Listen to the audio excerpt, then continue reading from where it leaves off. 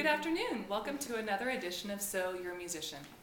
We're here today with Jilian Gardner, who is a singer, and she has a lot of experience with instrumental music too, and she actually is involved in worship at her church.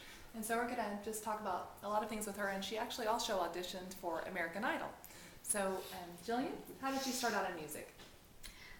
From a really young age. I'm from a musical family, and just was involved with piano and singing from a really young age. And I would say probably when I was 5 or 6, my mom started me on in piano and voice, and then started me then when I was a 6th grader, I think, with French horn, and I'd already been playing piano.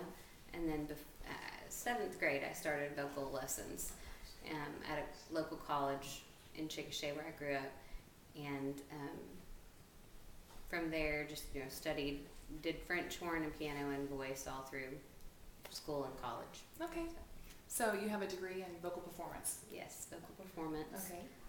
Yeah, from Oklahoma Baptist University. Okay, well good. Okay, so I hear you auditioned for American Idol. How was that? It's not what you think it is from watching it on TV. That would be a good way to describe it. Okay. So you went to the Austin auditions? Yes, went to the Austin auditions, and I did it really because I turned 30 this year, so this was last year that I did it, and so 29, I believe, is the cutoff age. And so my mother-in-law actually was like, "You're doing it, you're going to do this, I'm making you go."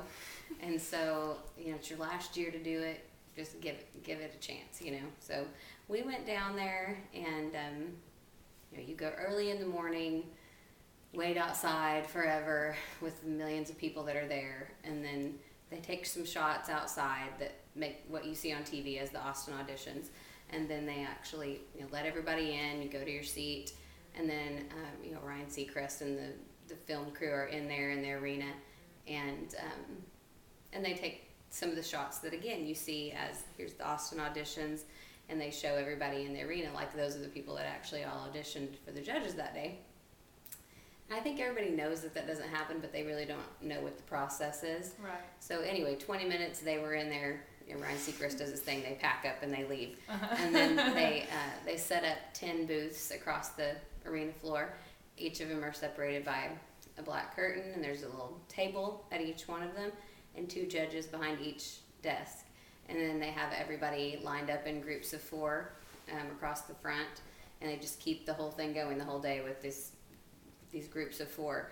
And so there's 4 people at each one of the 10 booths at all times, and then there's 1 person of each group of 4 singing at all times in the arena. Okay. And so you get, I think it was 20 or 30 seconds, I'm not sure. I think it was 30 seconds. You step forward, sing your 30 seconds, and step back. Okay. And then they tell you yes or no. Then those people that actually get through that round sing again for another set of judges. That's not the ones you see on TV.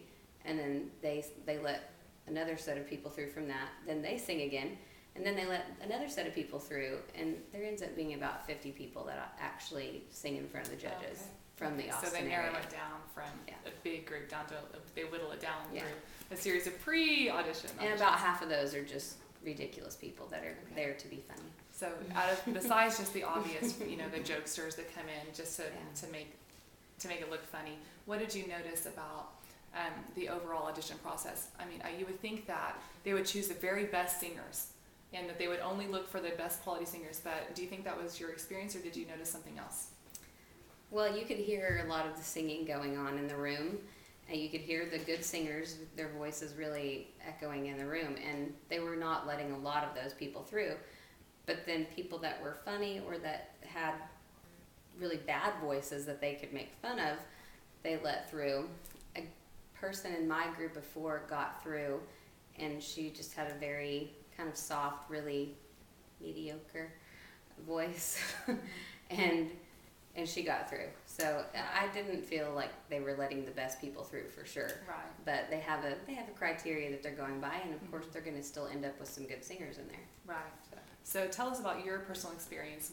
How did you feel like your audition went? I really want you to tell your point of view, because I know you're a professional musician, and it's not like asking somebody who who doesn't have any training, what their opinion is. You know, I feel like if you say that, you know, people did it, I just trust your opinion.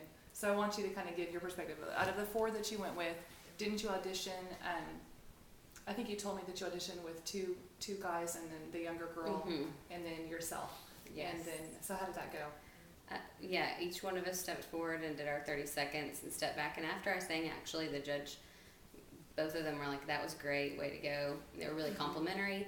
And then they kind of confer behind their little paper. Right. And then they just start telling you which ones are going forward and which ones aren't.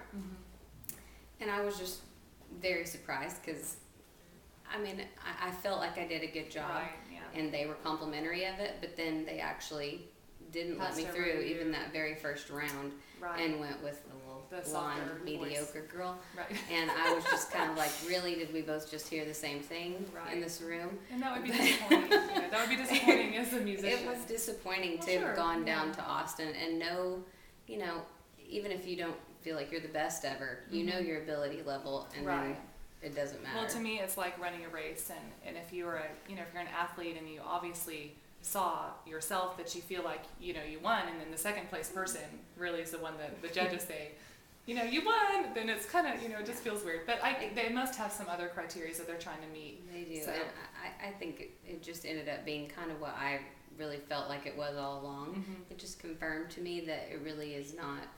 I mean, it's a television show. And right, they are, exactly. You know, they're catering to, they have to have a certain amount of all the different categories of people and, you know, ethnicities and everything that they're trying to because they want to be show. Fair to everybody. And so, well, so I guess that that's just kind of a good point that we can make, is that if you really want to be a singer, or you really want to be awesome, and you really feel like you have a lot of talent, you know, you can express that talent and be a professional musician and do a lot of great things without feeling like you have to, you know, just without being so crushed if you don't go and audition for American Idol or something like that, or X Factor or something. You know, you can be a legitimate artist without feeling like, you know, probably you're missing something. much more likely for you to be a legitimate artist not getting on one of those shows, actually. So what do you do as a musician besides, don't you sing on some CDs occasionally, and what do you do as far as being a current professional musician? Well, I'm a voice teacher. I do teach some voice lessons out of my home. I do some, not as much right now, but in the past more, for the studio that's in Edmond, the music group. I do some background vocals for them, some demos for them for the Christian World recording that they do, and then different background vocals for bands that come in and things like that. And then just at my church, I'm one of the worship leaders there, and I love getting to do that. That's really what I feel like is the ultimate for me. So. Me too. Yeah. Good. Okay, well, you know, I make everybody do something, sing or something, so now's your chance to shine. Do you want to take a pause? Do you want background music? I don't need background music. music. No, do you try and try to sing? Last time you sang Amazing Grace, so you can sing something I don't else. like them watching me right here and laughing at me while I'm talking. We have an audience. Okay, I'll just sing what I sang last time. It's fine. All right.